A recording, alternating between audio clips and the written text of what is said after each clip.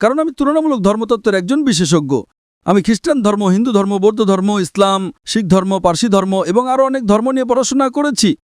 আসছে নভেম্বরে ঢাকায় আসবেন ডাক্তার জাকির নায়েক। তবে মালয়েশিয়া থেকে ঢাকায় তিনি পা রাখলেই তাকে যেন ভারতের হাতে তুলে দেয়া হয়। বাংলাদেশের কাছে এমন কিছুই আশা করছে ভারত।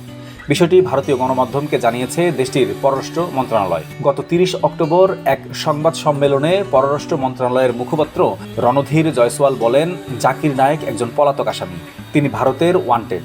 তাই আমরা আশা করি তিনি যেখানেই যান না কেন সংশ্লিষ্ট দেশ তার বিরুদ্ধে যথাযথ ব্যবস্থা নেবে এবং আমাদের নিরাপত্তার উদ্বেগের বিষয়গুলো বিবেচনায় রাখবে। ডাক্তার জাকির নায়েক আগামী 28 ও 29 নভেম্বর বাংলাদেশের একটি দাতব্য অনুষ্ঠানে যোগ দিতে ঢাকায় আসবেন বলে জানা গেছে। স্পার্ক ইভেন্ট ম্যানেজমেন্টের আয়োজনে অনুষ্ঠানটির স্থান হতে পারে আগারগাঁও এলাকায়। সবকিছু ঠিক থাকলে আগামী নভেম্বরে ঢাকায় আসবেন ডক্টর জাকির নায়েক। প্রাথমিকভাবে ঢাকার আগারগাঁয়ে অনুষ্ঠানটি করার চিন্তাভাবনা চলছে। এ বিষয়ে সংবাদ সম্মেলন করে পরে বিস্তারিত জানানো হবে বলে জানিয়েছেন ইভেন্ট ম্যানেজমেন্ট প্রতিষ্ঠানটির কর্ণধার। বিশিষ্ট ইসলামী বক্তা ও ধর্মীয় চিন্তাবিদ ডক্টর জাকির নায়েক আগামী 28 নভেম্বর ঢাকায় আসবেন বলে জানা গেলেও তার সফরের বিষয়ে পররাষ্ট্র মন্ত্রণালয় অবগত নয় বলে জানিয়েছেন উপদেষ্টা তৌহিদ হোসেন।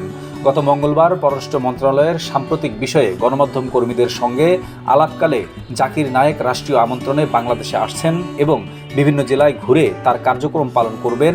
এক সাংবাদিকের এমন প্রশ্নের জবাবে পররাষ্ট্র উপদেষ্টা বলেন, জাকির নায়েককে দাওয়াত দেওয়া হয়েছে বলে আমি জানি না, আমি এরকম কিছুই শুনিনি, এটা আপনার কাছেই প্রথম শুনলাম।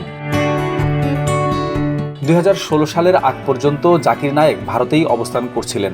বিভিন্ন ইসলামিক অনুষ্ঠানের আলোচক হিসেবে আন্তর্জাতিক খ্যাতি অর্জন করেন তিনি। তবে নরেন্দ্র মোদীর নেতৃত্বাধীন বিজেপি সরকারের আমলে তার বিরুদ্ধে ঘৃণামূলক বক্তব্য প্রচার ও একাধিক অর্থ পাচারের মামলা করা হয়। বন্ধ করে দেওয়া হয় তার নিয়ন্ত্রিত চ্যানেল পিস টিভির সম্প্রচার। ফলে 60 বছর বয়সী এই ধর্মপ্রচারক 2016 সালে ভারত ছেড়ে মালয়েশিয়ায় চলে যান। সেখানে তিনি স্থায়ীভাবে থাকার অনুমতি পান। ভারতে ফেরা প্রসঙ্গে জাকির নায়েক একাধিকবার বলেছেন, আমি ভারতে ফিরে যাব না যতক্ষণ না ন্যায় বিচারের নিশ্চয়তা পাই। মালয়েশিয়া থাকার কারণে ভারতের বিচারিক আওতার বাইরে আছেন তিনি। ভারতের দেখাদেখি বাংলাদেশও জাকির নায়েকের উপর নিষেধাজ্ঞা আরোপ করেছিল। 2016 সালে ঢাকার হোলি আর্টিজান হামলার পর অন্তত 2 হামলাকারী জাকির নায়েকের বক্তৃতা থেকে অনুপ্রাণিত ছিল বলে খবর প্রকাশের পর তার বাংলাদেশে প্রবেশে নিষেধাজ্ঞা জারি করা হয়। তবে হাসিনার পতনের পর আরও অনেক নিয়মের মতো সেই নিষেধাজ্ঞাও শিথিল হয়ে গেছে। এমন প্রেক্ষাপটে এবার ঢাকায় আসছেন ডাক্তার জাকির। তিনি ঢাকায় এলেই যেন তাকে ভারতের কাছে হস্তান্তর করা হয়, এমনটাই আশা করছে ভারতের পররাষ্ট্র মন্ত্রণালয়।